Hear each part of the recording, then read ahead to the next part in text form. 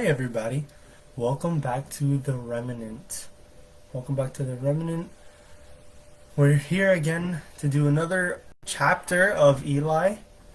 Um, I do apologize if you hear anything in the background. I doubt you do, but if you do, I do apologize. My family is talking. So, with that being said, I want to let you all know that we are on chapter 11. This is the ending chapter of part 2 in the book of Eli. Or the book Eli. So yeah, we have this chapter. That's the last of part 2, and then we'll go to part 3. And then the book will finish after part 3. I hope you all are excited and ready.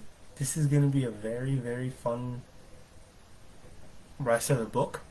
Fun, sad, and exciting. So, if you didn't watch chapter 10, you need to watch chapter 10. It was amazing. It was awesome. And if you want me to do any other specific books, just leave it in the comments, and I'll see if I can do them. Right now, I do have planned, like I said before, 2 other series of books. I have one series that's longer, and then I have another series that's about the same as Eli, maybe a little bit longer. And it has almost the same name, so I'll go ahead and let you comment what you would rather see, and when we finish this book, we'll go ahead and decide as a channel, as a group, what we want to read next. With that being said, let's jump into chapter 11, and let's finish this second part of the book. You ready? I know I am. Here we go. As Conrad drove Trevor's beat-up Toyota through the main street of Lebanon, Tennessee, population 25,000, he was surprised to see how little had changed since he'd visited Suzanne's parents so many years earlier. There was still the tree-lined streets of oak and maple, the big stately houses with their flower gardens of red, yellow, and white in patterns, and the pots overflowing like fountains with petunias. Then, of course, there were the magnolias, one of which had been transplanted to their home in Pasadena. In the town square, whose surrounding stores had mostly given way to antique shops and gift boutiques, older men sat off to the side not far from the gaze of the General Hatton statue, sewing over the latest gossip they heard down at Johnny's barber shop or the Cardinal Cafe. And, as always, there was the heat and humidity. Plenty of both. Once he'd passed through town, it was just a matter of minutes before he pulled the Toyota off the highway and turned down the lane leading to Suzanne's sister's farm. The crunching gravel and barking dog announced his arrival, and Suzanne was immediately on the porch, shading her eyes. He'd not even come to a stop before she was racing down the steps toward him. "Connie!" He opened the door and climbed out just in time to catch her in his arms. "Oh, Connie!" He held her tight. How he'd missed her. She was his tent peg, the only constant in this ever-swirling, ever-changing world. But there was another reason he held her. It had nothing to do with his needs. Instead, it had everything to do with hers. It had to do with her grief. "I'm so sorry," he whispered. She nodded and tightened the embrace. He could feel her body shudder, and he knew she was crying. It had been 5 days since her brother had died, 1 day since the funeral. The funeral Conrad had tried to attend so he could be by her side and offer support, but the one she had insisted he miss. The dog quit barking. Now there were only the incessant cicadas and Suzanne's quiet sobs as she clung to him. He heard the screen door groan and looked over to see Cindy, his ex-sister-in-law, glaring down at them.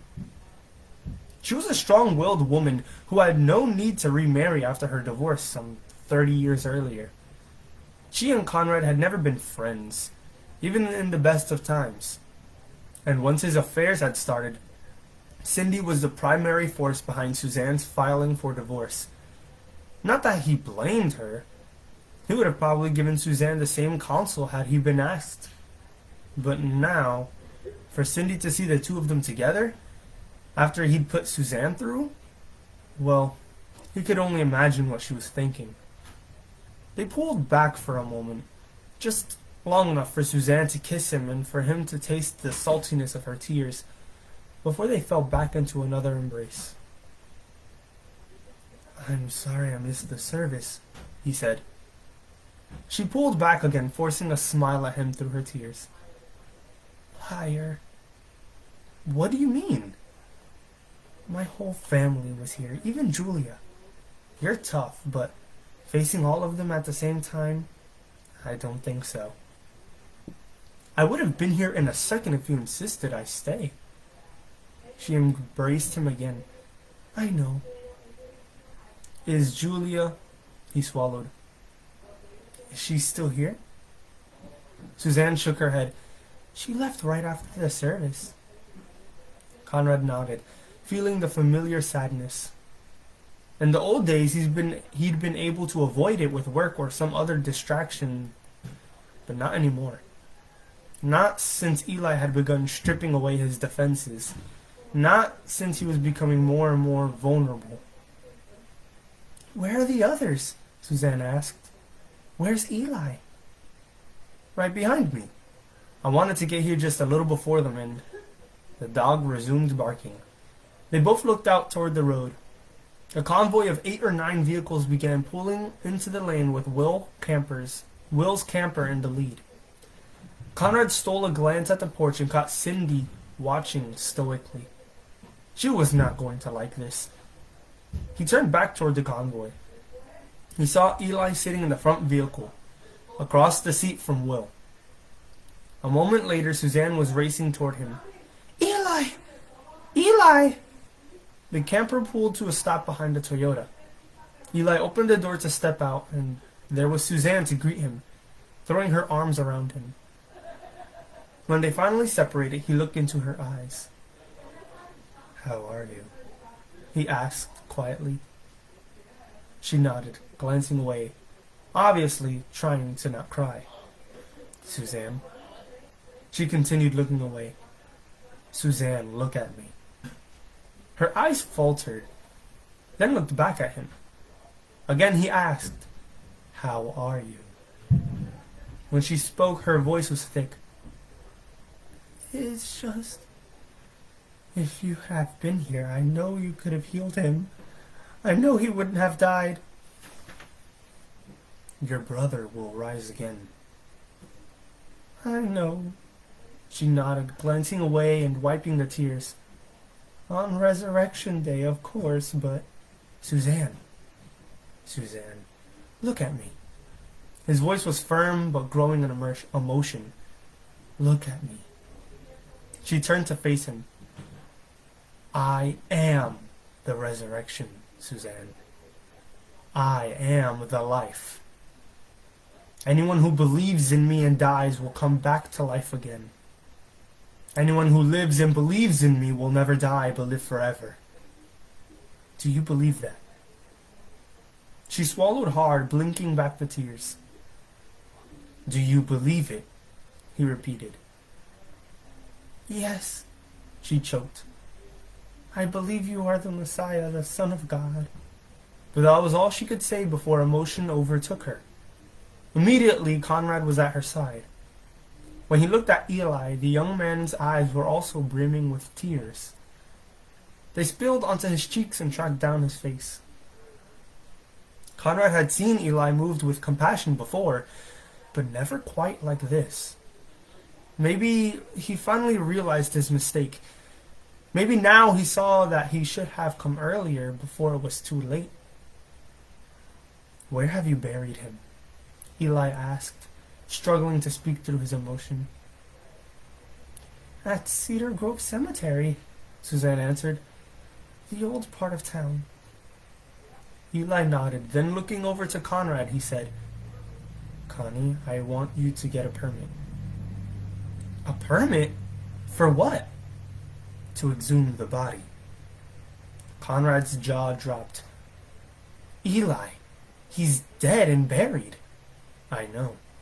But didn't I say this would help you see the glory of God? Eli wiped the tears from his eyes with the sleeve of his shirt. Well, yes, but... Conrad turned to Suzanne, hoping she would make Eli see reason. Suzanne. But even through her tears, she was looking at Eli with an expression of hope and expectancy. There was nothing this woman could not believe? Suzanne, he repeated. Sniffing quietly, she turned to him and answered, Do what he says, Connie. Whatever he says, do it. Julia's drive between Pasadena and Thousand Oaks seemed faster than the night before. And for good reason. Her mind churned with a dozen conflicting thoughts and emotions. Today would be the day. Granted, she could drag things out, turn it into a long and costly legal battle, keeping Roseanne and her all too eager spawn at bay while she's steadily draining their inheritance. But what would be the purpose, especially with the doctor's prognosis? It is my opinion that your father's coma is irreversible. Other words stewed and boiled in her mind, some spoken, some written. I do not want life-sustaining treatment to be provided or continued if. Would you have declared him dead? Jesus Christ. Your father is already dead. If you are incapable of carrying out his order, then it is your responsibility to relinquish. Jesus. I'll never let anything bad happen to you. Pinky swear. I gave your grandpa my word a long, long time ago. And do you know what I always say? I know. You're only as good as your word. The Jan's exit came so quickly that once again Julia nearly missed it. She veered to the right, barely catching the ramp, then took the same route through town she'd always taken the morning before. Through the same sleepy neighborhood, the same abundance of trees and the same faint aroma of horses and dry grass. She turned into the hospital's driveway and was startled by the double row of speed bumps. They'd no doubt been there the day before. She just didn't remember them. She pulled in a few spots from where she had parked yesterday, and this time rolled down the windows an inch for the heat. Turning off the ignition, she opened the door and stepped out into the morning sun. She closed her eyes and turned toward the brightness. Once again, she let it bake into her face, hoping the heat would somehow melt away the tension. But, of course, it didn't. She thought of her mother. If she'd caught the same flight Julia had, and if she had successfully rented a car, she'd already be at the hospital grilling whatever physician was on duty. She was a determined lady, almost as determined as Julia, except for one fatal flaw. Her heart. Her mother was too soft, too full of mercy and grace. Much of that could be attributed to her fierce love for family, a love that had blinded her to her husband's betrayals. But there was another reason for her softness. Her faith. A faith that, Julia had to admit, exceeded anything she or her father had ever understood. Granted, she and Dad had kept the woman pacified. They said prayers at mealtime, went to church, participated in fundraisers. There was even a time when her mother had managed to talk him into teaching first grade Sunday school with her.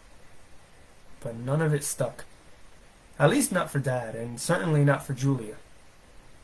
On more than one occasion, the two of them had conspired on ways to skip church. Sometimes their plans worked, like suggesting they take a drive up the coast. Family drives were another one of Mom's weaknesses. Other times they weren't so successful. Like the Sunday morning Dad had an incredibly high fever, 107. Mom estimated by the way the mercury stuck at the top of the thermometer. And the scam might have worked if he had remembered to straighten the lampshade around the bulb after heating it up. Then there was that unfortunate incident with the binky with Binky the Cocker Spaniel. They just wanted him to appear sick enough for them to stay home and offer him some comfort. How did they know a single Alka-Seltzer tablet could generate so much foam and for so long? In short, neither Julia nor her father were what you would call religious people. That had never deterred her mother. "Jules! Julia!" She turned to see her mother quickly crossing the parking lot. Her shoulder-length salt and pepper hair was pulled back. She wore her favorite calf-length summer dress and, of course, those clunky white tennis shoes. She always wore the tennis shoes. "Hey, Mom," she called as she started forward to greet her. "You didn't have to come, you know." I know. I mean, it's not like he's part of your life anymore." "I know." They met near the center of the lot and embraced. Julia had intended just a casual greeting. After all, they saw each other at least once a week. Mom made certain of that. But for a moment, Julia wouldn't let go. She couldn't let go. It was as if she was 8 years old again, clinging to Mommy, wanting her to make everything all better. Her mother must have sensed something, for she did not let go either. And so Julia fought back the emotion and finally pulled away. But for some reason, she could not look directly into her mother's eyes. Instead, she directed her gaze toward the hospital. "Are you okay, sweetheart?" Julia nodded. "Sure." But she knew her mother wasn't buying it. Not for a moment. "We'd better go in and see what's happening." Her mother nodded, and though she could still feel the woman's eyes searching her, Julia turned and they started for the hospital. Conrad stood beside Suzanne as the backhoe rumbled and groaned, digging into the soft red earth.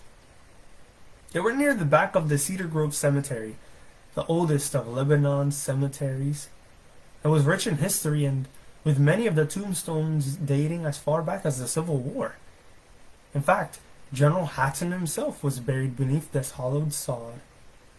And unlike the newer cemetery across the street, this one still flew the Confederate flag.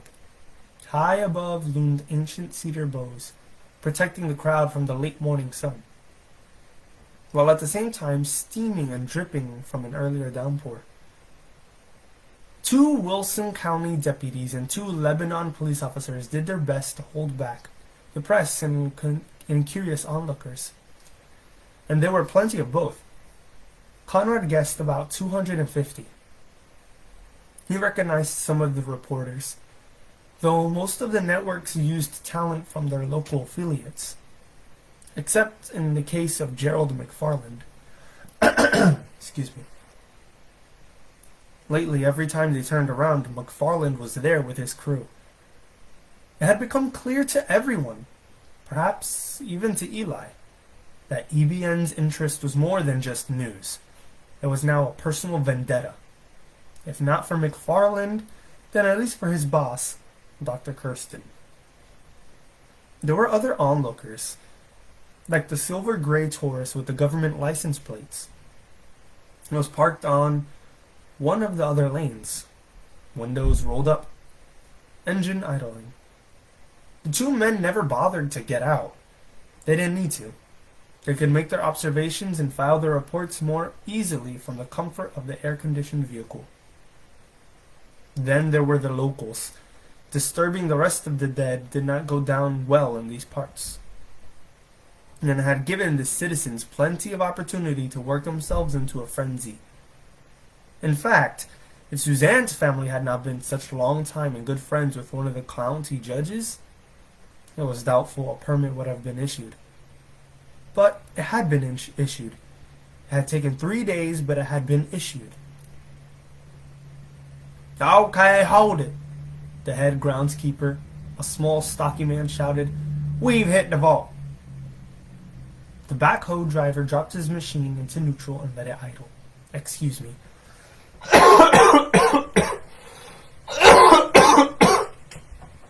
Excuse me, I'm sorry.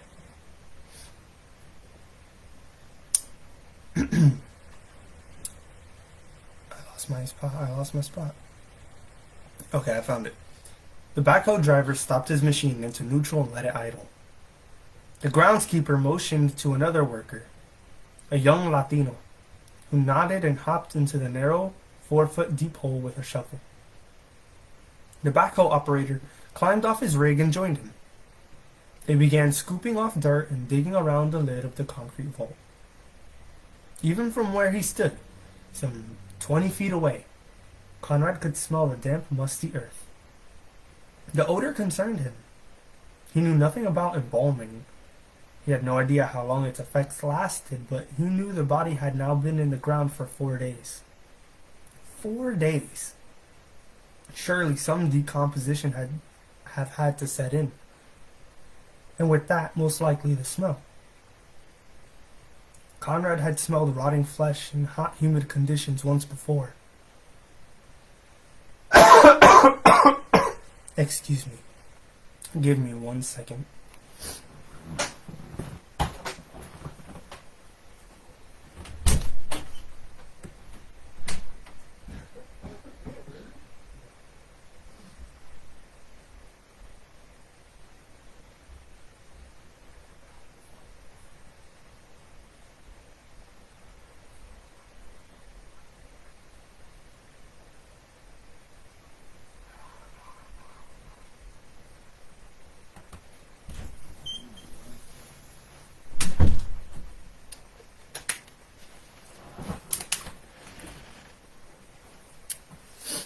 Okay, I'm sorry about that.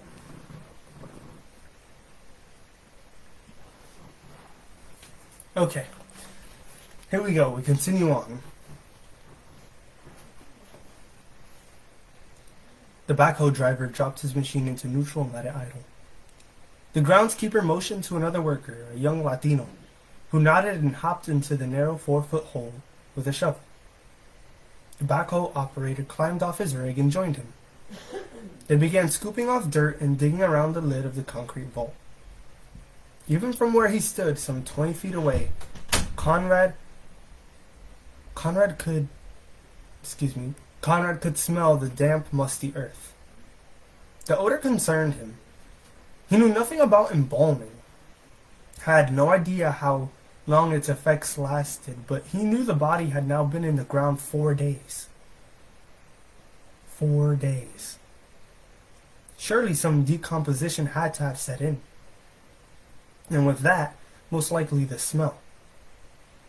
Conrad had smelled rotting flesh in hot, humid conditions once before, when he was just out of college and covering the last few months of Vietnam. It was not something he wanted to smell again, or subject to Suzanne to, especially if the source of that smell was her brother's body.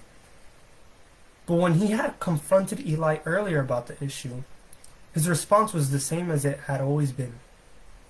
Trust me, Connie. This will help you see the glory of God. Of course, seeing the glory of God was not necessarily what the crowd had in mind. It certainly wasn't uppermost in the mind of Suzanne's sister. Initially, Cindy had opposed exhuming the body, threatened to use every option she had to stop it, until Eli had pulled her aside and they had talked one-on-one. Until an hour later she had emerged from the family room, unable to hide the tears in her eyes. But even that had not been enough to change her heart. Far from it. In fact, it was only after Suzanne had given her sister her word that she would quit following Eli should this little exhibition fail, that Cindy finally agreed to persuade Judge Whitman to issue the permit. To see the glory of God. A lot was riding on this morning, and for Conrad it brought yet another question. Why had Eli suddenly agreed to start displaying his miracles? Surely he knew how fast word of this would spread. He'd even given in to Keith's persistent naggings about picking up another video camera. The last had been destroyed in Jake's camper, to get it all on tape. Why the sudden turnaround? What was Eli up to now? Conrad was jarred back to the scene by the clanking of a chain. The workers were attaching it to the vault lid. A moment later, they were attaching it to the backhoe. And that's when he saw her. Julia. It had been 5 years, but he recognized her instantly as she approached the group on the other side of the grave. Suzanne. I see her. Conrad started toward her, but Suzanne caught his hand. No, Connie. What? Let her come to you. But you'll scare her off. She sees us. If she wants to talk, she'll come over. Conrad hesitated, unsure. It's got to be her choice. There was that word again. Choice. He still didn't understand, not entirely. Then again, it wasn't the first time he'd failed to grasp their indefiable female logic. He saw their eyes connect, didn't miss the quiet exchange of nods between them. Then, almost as an afterthought, Julia tossed a glance his way, giving him a nod as well, although exerting half the effort in far less enthusiasm. See, Suzanne said, she's already coming around. This was obviously a new definition of coming around. Once again, Conrad started toward her, and once again Suzanne gripped his hand. No, Connie, not yet. He looked at Suzanne, still not understanding. The backhoe revved up again. Both turned as the chain tightened and the lid of the vault slowly rose. It was dangled a moment before being lowered into the wet lawn. Once again, the young Latino lowered himself into the hole, this time preparing to attach the chain to the coffin. But he barely entered before Eli stepped from the crowd and started toward the grave. All eyes shot to him. Obviously, unsure what to do, one of the deputies moved toward Eli, indicating that he should come no closer. Eli slowed to a stop not 10 feet from the hole. Everyone grew still. The silence broken only by a camera crew's repositioning themselves. Like everyone else, Conrad's eyes were glued to Eli. The young man was no longer wearing his trademark grin. In fact, he wasn't smiling at all. Instead, he was a study of deep concentration and compassion. He closed his eyes a moment. Then, after taking a deep breath and tilting his head toward the sky, he half shouted, half prayed. Father, thank you for hearing me. Except for the idling backhoe, everything remained silent. I know you always hear me, but I am praying this so that they can believe it is you who have sent me. A longer pause this time. A few of the crowd fidgeted, mostly remained unmoving, watching in silent anticipation. Slowly, Eli opened his eyes and lowered his head until he was staring down at the coffin in the grave. And then he shouted. There were only 2 words, but they were spoken with ringing clarity and absolute authority. Michael, arise. His voice barely finished echoing against the cedars when the worker in the grave cried in alarm and scrambled from the hole. The crowd pressed forward to see, but there was no movement. Nothing except a faint noise. A quiet scraping, then muffled pounding. Get me a Phillips head, the groundskeeper shouted to his assistants. Somebody get me a screwdriver. One was produced, and instantly the man dropped to his stomach and reached down to the coffin lid.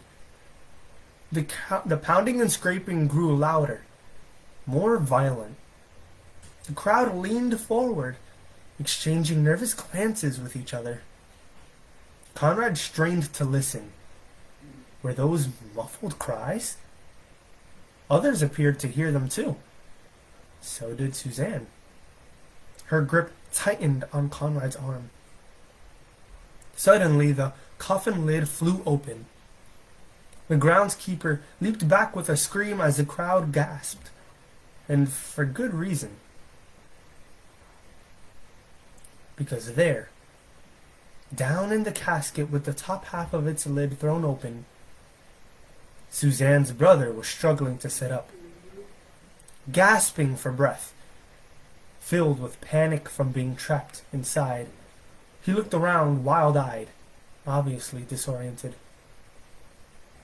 "Somebody help him get out," Eli ordered. A handful of men moved to action. The rest of the crowd pressed in for a better look, breaking past the officers who were moving forward just as curious and open-mouthed as the rest. Suzanne released Conrad's arm and started pushing her way through the crowd to her brother. "Michael!" she cried. "Michael!" But Conrad remained behind, unmoving.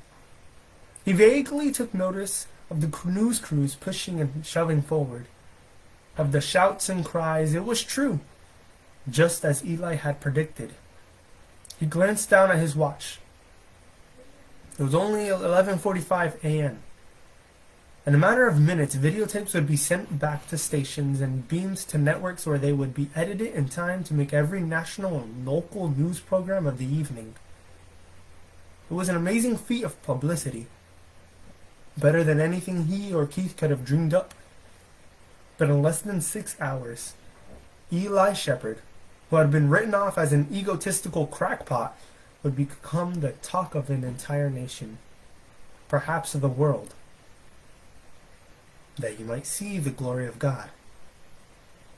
Conrad glanced around and spotted McFarland standing off to the side, watching his own cameraman fighting the fray for a better angle. Unable to resist the temptation, Conrad strolled over to him. "So," he cleared his throat, smiling mischievously, "what do you think of our boy now?" But when McFarland looked up, Conrad was surprised to see a face filled with sadness. "Well?" Conrad continued to goad. McFarland shook his head and answered quietly, "You have no idea what you've done, do you, Connie?" The seriousness of his tone made Conrad uneasy. "Well, we've certainly raised the stakes, if that's what you mean." But McFarland did not respond. Instead, he looked back out toward the crowd, who were helping Michael out of the grave and onto his feet. Then ever so quietly, almost indiscernibly, he repeated, "You have no idea what you've done." And that's the end of chapter 11. That is the end of chapter 11. I'm sorry, that was pretty good. If you didn't recognize that story from the Bible itself, that was Lazarus. When Jesus went to Lazarus and told him to arise. It's the same story, just differently told. Anyways, the next video we do will be on part 3 of Eli. It'll be chapter 12. I hope you're ready. I am. And I hope you're ready for the rest of the book. It only gets better from here. Anyways, God bless you all, and I hope you have a lovely day or evening, wherever you are and whenever you are watching. God bless you all. Goodbye.